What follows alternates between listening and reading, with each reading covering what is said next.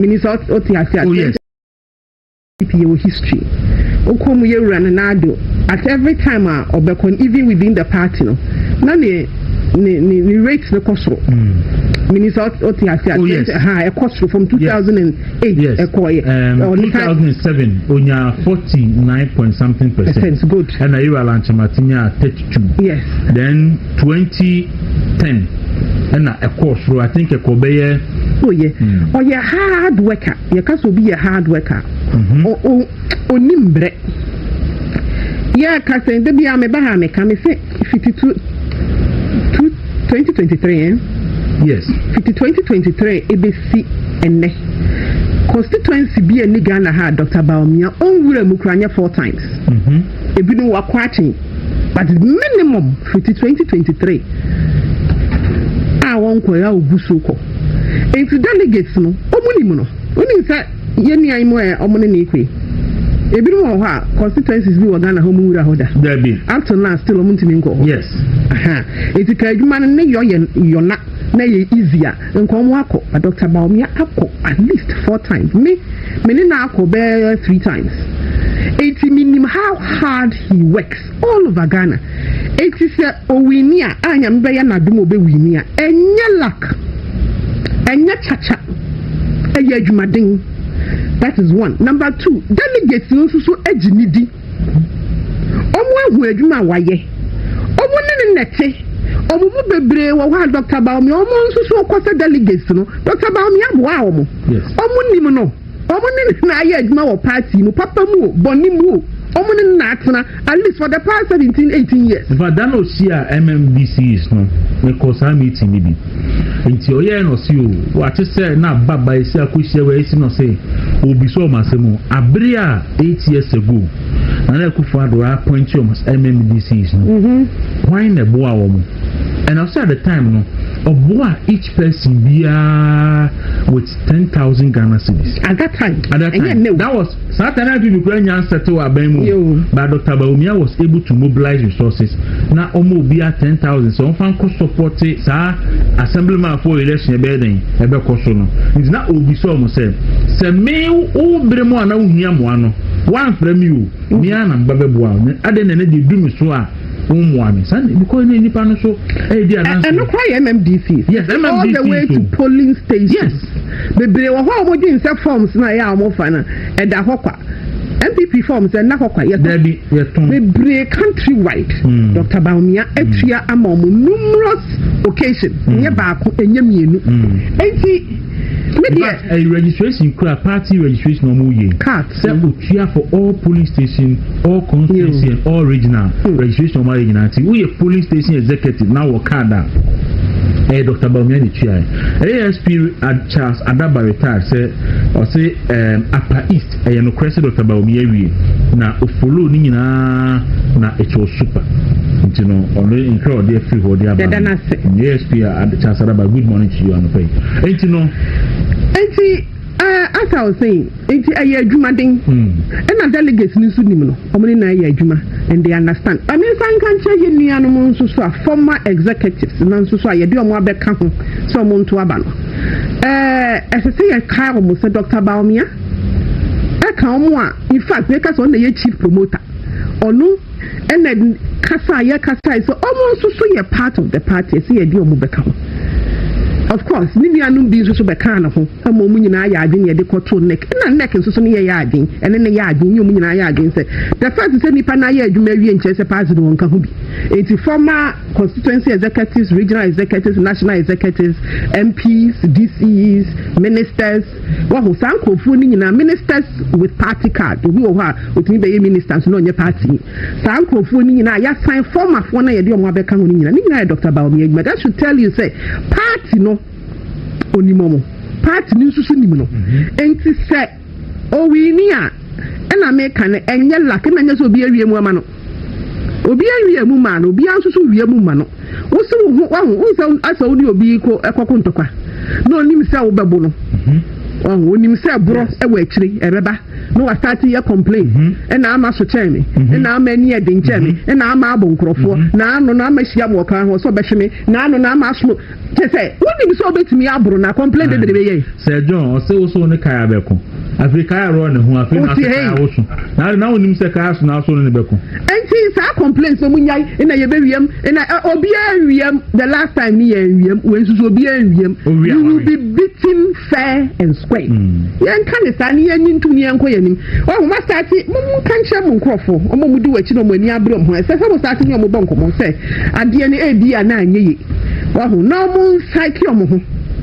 na no ye better since obaba ba nam na wo ye dede na wo threatening the whole Ghana e chance what nkrofo so e mo ba be kasa nyamia dan no yesi we sinyo no e ra attach ya so on man kwesi kwa tin so na on no dedicate Hammond na no papa bo Katie Hammond dia na wa attach ndi Woodley Radio 95.9. Ewo kwesi kwa tin mama nchia no bra kwesi bracket wa candidate management nye easy kose I say a na pena to an pena ho so ne kon ana meboa aso no an pena minia awunia mini I say ja o ka papa ne adutwu ana say ha na afo kwesi kaza kwa me bra kura ko enu ase be say bra wa heti papa yi page na mabra ya oye ne fie yeye enso so ba ende ni awun so fa ye no nti mo manage ye na wa fa Katie so me sure so my response na so say Parliament honorable kan na fofo pa ye honorable Alexander Fenyumakin any honorable Katie Hammond okay and me enye me won say what ade kwa man so obeka wa bonti ka ye no kure o enye no kure no enye me won say Katie will decide to keep quiet. My problem can is we keep quiet to cry. The point is into what idea mo bia ye de beto abonte there be sir me could be to we come as in bina ye pe the name de say ama me say ama de my sister onyi mema anti omo fra ama be kan so there will be mumu ano na ja na no say no aro na e di ni etwem ko enti no so Dr. Mahmoud Bawumia eya na nsam keka ni keka and he doesn't exist or is still crown and can be a problem say ni nyina no eya o ti of listen doc dear no kwani na me na be shadan fa no hu if he doesn't exist for you so no so you don't exist for him in my case the mutu ni nyira ho why not dey be okwa oboni bi what that said Dr. Bawumia ko ba bia ba mu bia din for any purpose da I who should then here understand to be say o feeling insane o feeling he is focused on his work bra moving constituency to constituency adwuma wo eyobre and the doctor be call round the we are the other son okobe baby didn't see ato ahwe ne o kira no pera de be kwan mu na obedwin ni nuanu mu ehu onye omo ho and how does he feel? He doesn't feel anything. He only so omo be kasa omo so be omo de omo nyenko. He is focused on his work. 44 days. What's 40? 44. 44, yes. 44 days more to go. Bra ye ni abreu. Ye ni abre say adwuma ne ye be ye ni aye ni yie. Na Dr. Bawumia tinye wu. So no de o delegates no. Okay. The defense ni attack ni be ya kan ye so ye be ye Dr. Bawumia in person de. So hu no in fa no. Nya de a odwen wo na wonwe no. Wo na wo kan asem no nkan wasem. Nti we nya asem a. Okay. Ebe ha na won na because of it. He said honorable Katie Hammond are responding. I can so my response. Published by Ghana Today. Say I will expose you to the whole world if you don't shut up. Be grateful to President Kufuor, myself and NPP. I gave you the first business contract. Don't dare me. Okay, all right. So if indeed we then I think say a serious issue. Okay. Into say say me banana the buwe bia na pena homa eden eso ne kon ti ona bo so na bo kan je kon say or the or secret bi ba say go fon so secret so secret say adoma gogu ni ba na wo so bia de ti wo say wo de ho so da ma eden why eden ma ku ni ba den so ani e ba de hu anti wo bia ana oni o na gogu ni pa na afa no mu be ye wo bia secret o on to there mo ntwe na mo ha what I can say on the manifest contract. Yes. So say I gave you your first business contract. Don't dare me. You were a visa agent. Katie Hammond, former MP Adansi Asukwa. Okay. Well. It's in attach. I'm a response. Yes. Of a case, so I'm a response. Yes. Okay. Why be na? Why be no boy? About when you be my, but you say no, no, so my response. Wale constituency chairman. Okay. Also, Koshian will hit through her baby no say when you are 92 chairman, my chairman, so give you. Attach and Oceano hit through. There be chairman, so say, or can chairman, so say. Also, I'm sorry, on the Ghana airport. You whichever airport. And the chairman, okay. Chairman, so say, Yampa, and Ramity son, so me a short say, or very few much like one, so very few chairman, Wale chairman, also Panacho.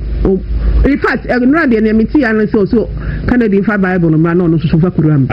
Near Moody. Okay, Wale chairman. And that's a touch and so cast on Super Bible. But it goes into the core of candidates and the credibility. Because we going to say we will work at 7,000. They will new mark work at 7,000. Okay, produce companies now for nipa 7,000. Now produce nipa 7,000. Now say there be GRA for better for me. I be call home to me produce. What does that mean? Anybody, me said that your business that me businesswoman. See, maybe na or be a GRA for ababe usu. The GRA for baba but the point is, I don't know who should say GRA for baba and day. Because your problem, but Brian. So, companies, not more companies, exactly. Not nipa or form of exactly. Think how the more companies in the crop actually nipa name. Some nipa no so tia so mu it's to be body elena ma there ku ye adwuma mama me na ya fra ama ya mpaso ye adwuma ma papa yi wo enti one the whole me nipa me tua mo ka nipa me tua mo ka ya fallacy. But you see the real issue in the okay, me ka business na ya fallacy because evidence based na on kan by the champion e ka say or what near me or what companies in you know about companies in the actually he's told you what it is and I'm just say on it about me I now but you be the question what man what you are being shady we are shady and that is one you are for shadiness and the president you have to be open and no crime mention maybe I make some say well obi ba be leader ni fi asem opewompo ye de beto abonten but when you have a leader and if you nkrofo na omo ben the most no etimi hwiri gina abonten e kan sem e kire no e se ehwe ni tutu e se ehwe ni tutu because with before so they move it to the with the jumano say utimi bi adwuma na fa ni petu kura no a say so mine bo abaso exactly why are there unemployment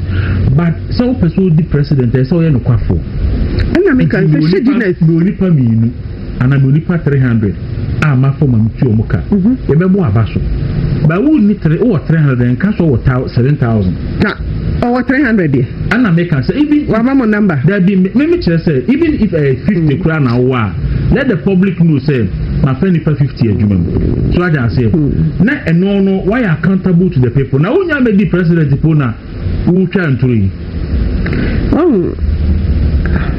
I can't catch someone penalty but and yes sir sister Joseph my sister nkrofo ka na anye oye na anye oye na mo refi say Yera Kennedy so eye bribi sometime ago yin na ya betna ha se ni be ken adwa tu kwan ya na ye hu baby wo na at that time here ye MPs ni all man of you ni bre okay say ye betna ha man kwa de ye ka say ye nim what she's going through tama ye nkata ye ni ye hu se ni ye si enka no na bribi ye na kwa o ma ye nyina ye hu Adianchi na wona na mienu you know what exactly she's going through and now you can find out because one no ma now what yes in road me o ye adwa safu kuruma so nyina mote nyame po na neka enti me hu ni se adwa afa ne ho yaw and she didn't hide it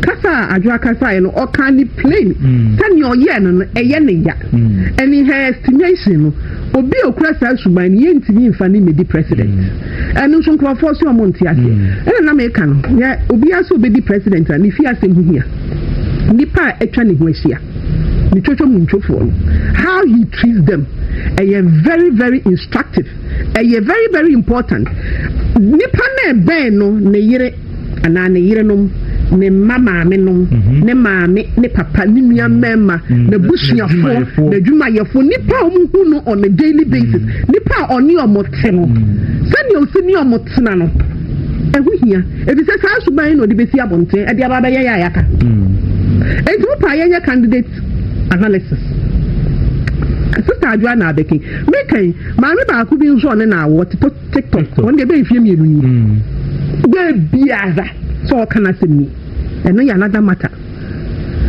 rumors are going round is that me penny crowning in tea and also so but of course rumors me will be now what the na comparison and na me say you rabbi na champion kan yeri asen bisa no o say you medical doctor on na wumi no emre so na say o ba so come asem mi ho menti say na yeri ya complain wo baabi menti say na yeri abusuafo akoye baabi ye wura bi tu ode na ewe iko ni way ni form se ko na ehu na yeri beautiful woman ono so menti complain bia ye wura kwa bi na Agyapong de na yeri kwa kire ma de da and so we know her we all these years enti complain woni pa baako e ma woni omo atena da eni omo awo obia wo who complain Dr. Baumia me one of the reasons me choose to set me get adwuma wo ama Dr. Baumia is how he treats his wife. Dr. Baumia treatment of me yes Samira Baumia in the man who say papa we me ni ye adwuma me nso so obetiti me ye on sha no so or money opportunity or money chance more no so the last 16 years just Samira Nini Bell into the public eye in 2007 obey and running mix between her progression and her growth the sort of asset or yama papa no o just say sorry ya na balance ba man inside ni mu bi wa man opportunity and no want to say no treating the year and my you say young man kind of your party ni a you say wa outside ya ni be ye adwuma oni yen so betina yi and no kwani nyame ni oni yen so tie Dr. Baum yan sorry ni di yatem me hu da o baby ase Dr. Baum ya kasa etia na yire da hwe obi ni obi nam obi ni na yire nam obi ni dofu bi nam na enkoyi a body language correct me chira o say enkoyi Wuntumi Radio. We will be with Dr. Samira da. You could say true respect, true friendship. Start to buy no one. Me say it extends to yenina. Oma opportunity, oma wejuma, or shese wa yen wa yen ye. Wa anye bribi ya or fraud nase. Ellen we anko you, akosia we anko ye. Munye ni se. Oh, only yen kasa in such a way who say way onye boss keke or ye ja. What the other be? What me dia kasa wa odi akama kasa wa wo yire eye corrupt na wasiesi abonten ye gina wasiesi enso enkrofo bi wo ha ye wura Kennedy ni obanya ntokwa ye nkwala akwa ye wo party nkwa ye anokra ntomo anu enso do timi ni omu ye banka ni omu ku mani guasiesi ekoto we ye didi president mani ye tanu me kan se bi wo ha wote ha na anopa bi ya be so ni Togo president anya problem because your president akodi na yiratam adia be chi na Ivory Coast ni yegim if you say your president akoka se na yiri ni yire we genyafe ni yire ho nyafe ni yire nan aye sei ni yire ba bi eye basa wahu adia be chi na Benin Wuntumi Radio 95 ya ba attach ya hoka ya musumu ntina si ya be ko UN Donald Trump whoever is president at that time ni yire bi betwam obeji marafaka enti president di enye sika nko yes sika ho hia because you should be able to get resources to help we so what's our skill no connections ho hia but suban human relations suban so ho hia temperament me ama enne o ka cheme se me be president enne ye ti hei be ka cho se me mra nso ye I am not ready me need temperament no because me never do have me to be you Dr. Baumia no dey di minti mi bra mema response ntopa be ba ye be ko me nye ready be a Yamia Dumunti in the next 10, 15, 20 years. Now, Dr. Baum, you should buy in a Kakra, and then you bring me as say, or the change show me, me try to change the hoodie. Now, oh, temperament now, but you will be quiet and temperament. You're ready. But you're not Kennedy baby when you're doing when you're 43 years. Me, I can't see to Mrs. Away. Okay, temperament, you own. Sometimes, baby, when you're doing the bender, at first, you're managing saying. Only picture by me many so. Okay, and I could for the last day in Parliament of Okai State of the Nation address. Okay, Amakufibua, the then Deputy Minority Leader, Prime Minister, said you see address of Fado. Emma Dano, the year I didn't say no. Osho small like Emma me and me hoodie. So can you imagine says Adano, Uncle Papabia. Uncle Sifi podium because it was a clear test of yes, Funia House and our temperament. If I am not baby candidate from 2007 to 2024, and some many can't find a home. What am I the keep my backyard? But that very day, when do you know the reason why? One of the reasons, and they said, a nipa na double salary, Moko Patron, Namakufubani, so Okopama, miniature, some only couldn't cast a man. Now, we are and it's a Kufaro, not all straight because of Sakumanoa. The holding na me se me ama me nibi okay sa me nyanu me bom pae se radia dumunti ye nyina ye WhatsApp processing ye nyina ye won krofo omo training ye fa ke be fe the Parliament will be for papa aye be issue oh yeah kana na be fe pa e ma bi wo kwa adwuma bi wo ho a wo ho ensa wo checking ho no akofa enye temperament matters no kwa che se wo ya ade ma obia now the Agyapong me pacho as president one of the person who be adwuma other countries so one of the person who be adwuma Justin Patobra this is whom parliamentary election petition omo a dismissing so omo can say a CDB queen a proposal was validly elected yes you know and the Parliamentary Kofodia High Court Aban just 10 minutes ago. Odia ya kan ye de ma men san ko ho wo wana ye hwehwe omo pandai no anya bia police from ahu mo na amo hwehwe wo wana oh yes say about report it police for say omo hwehwe wo wana sir it's not me visa progress report Ghana Police Service report from Maye workman die say this akobu nkrofo no mafu this na oh me bisa we the Mustafa band na kwa eno ameka sa kire no edisi fo didi matem so say yen na yakofa malam also makofa malam from Niger enti me so ono so omo nkoma Mali omo so nkofa bimra na say elections no se reba so a ni ada no wa election wa competition predero niam bi wo ho a wo ya wo even asaban wo ya even nature obo ade mu ni makra na wo ko ebi nie because sabi o enye nsemhunu a enka obi a wakọ elections na we win by over 3,700 votes 3,700 na papa ni di win over the NDC candidate wabetna parliament yaso ani wabetna parliament for a year and then I must see and by election. Now, and how to cry a judge corner matter judgment no usually I see some of quarter yen kahwa 70 men pesa me kana assembly because still appeal me koso Supreme Court and so honti judge ni no dey yan train case ni na wi a be kana sem but NDC for no most saying nipa na honorable nyindam na we win no mo yan kwankwa by elections. Okay, what the share the last time? Okay, Mupa Encourse me say, Omoto, no snow, Jata, Sibo, Nina, Epi, Nanny Omobeku, but now we any paboni sense. Now, more when you sit in Moja already, the Brebena Mukura Parliament of Onokurano, Muso. Then you have your markings in and Crawford, Nipaka Krebi, Abrabo with minimum. It's Mupa Bakunaka, Honaya, then just honor bringing them, no wedding. or cassette yamunti, you are going against him. And now, or they say, protos was also cassette yamunti. When you're serious, one, you catch him with someone you are totally unserious government. Now, when you hear the would you remember 31st January, Yamema Yanko, Niantanasi, Nianko, Dr. Baumia, Nasania Messiah can in run 31st, we do any year leader Nivia from 1st February. Yamia Mobabonko will be power, 1 year honeymoon, Yarie, 97, and yes, I'm not drinking your papa Namunya serious. You do a Maya Shamons as a mine. And no Ghana for more what you asked for and what you got.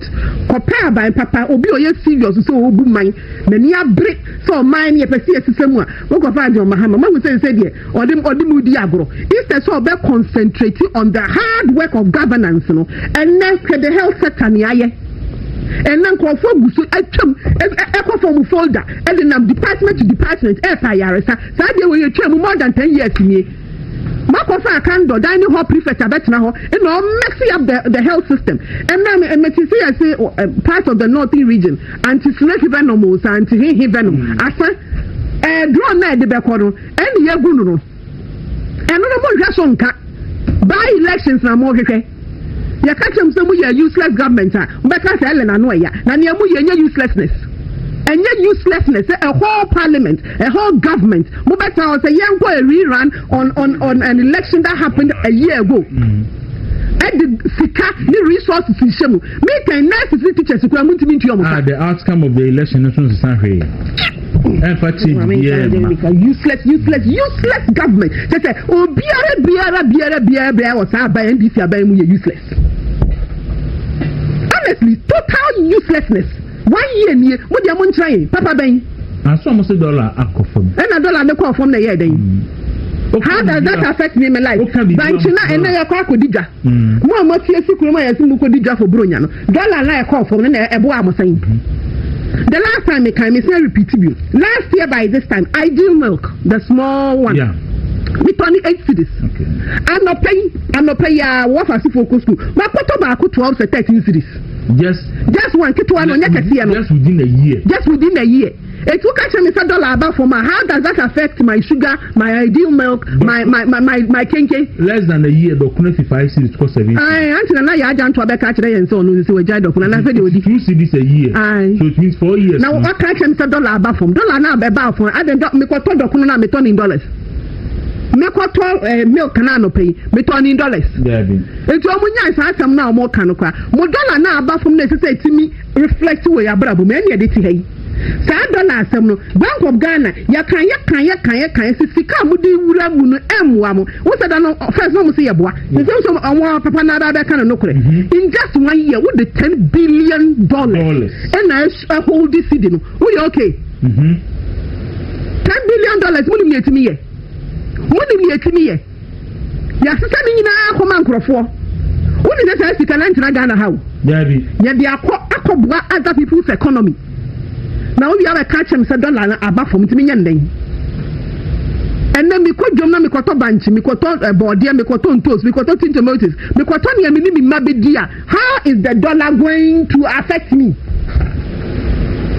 Hospitals na ya basa na ya papa no pensioners ni wura wa nkrofo ni abre ama ya madwin samon kasa na media fo ni bi so ya madwin samon kasa kum nipa no system yi adwuma.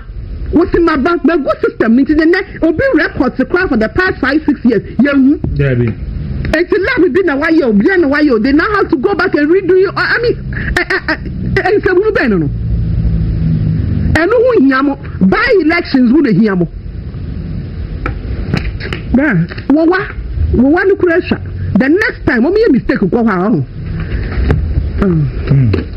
May I say, Ellen Ama Daaku, and yet say news coming in, and it says to whom election petition NDC for candidates in filing against proposal no court no at dismiss before the High Court at dismisses our case no actual action say kwam fa so eyi see the Queen and one nanka e ba ne sign ye koto abawia na nkrofo na machire na say ye kan ye mocho ese anu don pe we beju seat proposal beju seat we beju seat na mo yesa hey na wanya seat dudu a wanyen wodi ye den amu husupo na mo ti bi draw so to the extent say ye beto aba na say chief whip na ohwehwe mo why ye be ye biribi wa parliament na NDC side ye nam hwehwe MPs bi e pa mo chow mo ba bi de be no e so fa so no tan on the patch dana parliament wa fa nyoma ken ka kire mo say adwuma no bebire nya bi nye minister appointment no mu nya bi omo constituencies say ye de na aba na make can by 31st ni awie mo je say NDC constituencies mu ye easy sa omo fu so that ni bre abre se party ni wie presidential prime minister ama say early next year me kwa de me proposal and say omonto parliamentary candidate for offer constituencies na so no matter omo start even police station so that omo the parliament wo din se mu no be here now people working and their omo no MPs na say na to omo ani abre especially new timers na omo di amika ni anyia ha yan so omo makwaji microphone city na afanyo mark ka say bi di uber kra na ko eme won because say ama omo loans ntia wa he I didn't somebody uber da ko aduma whatever it is when you abre mo winti parliament ni kra no onye sika po ne waba enti bu hia nkrofo a gisa mu frɛ pachaw frɛ ansa na omo aba na wo waja saa we nyina ho sɛ wo ba abaji yen sita ka ho mi se wo wan kura sha next time wo be ko mo be hia beef wo yen hia beef me da say ebusia ese ma tie ese ama mo wan nsɛm obi anya campaign wo ho NDC phone ayo ayepa say obi am wa obi enti ebusia me de be si ase na me de so na make no me de mi nyae a NPP wie presidential prime minister no January by March so mo two parliamentary candidates were offer constituencies nina so that on benya enkofo also representing the party in those constituencies that the NDC MPs national parliament or na omadi simhunu ama yahwe madam ase sano pay mo hwe o tsanya me yadoma ebeba na nyame yadoma Tuesday na yedi enkomo no nyina so no oral no akosi say I just said je twetro mo bo ma say na intelligence so be press conference on oral almost say on oforiaka any on takrade suadru sakawafo no motichio na unim say sakawafo no say bawomiade Ghana card any digitization aba amomadwuma ayedin amomo enti ebinum kwa yi sika e support NDC campaign and NDC buy na ono Sam George so obechi obugine o e kama pa enti amawo signal na akono anu ayedin chese no mo ye press conference 11 am e be twenya hwenu mbeka me so mari mu obia be nya ne de na de obia be jine de obia be jine be de fu obia be jine de afedo bani abre ana omu di atem so be show ma social media omu di atem omu nyina obia be hu me kai wo ba ye young people are ya form we yom nyina adi agufi ayo nyina me dan say abusha me di kwaku dawuro me na me di movement in the morning jume di bro god na sad be di akoda sebre agie dwamna enom kan ho aseda kesen koma Eric ene Alkaline ene fi Martin ni adongo no nyina so me da mo ase movement tvonline.com for so me da mo ase nyame ama ye de be sikwa me gesi ene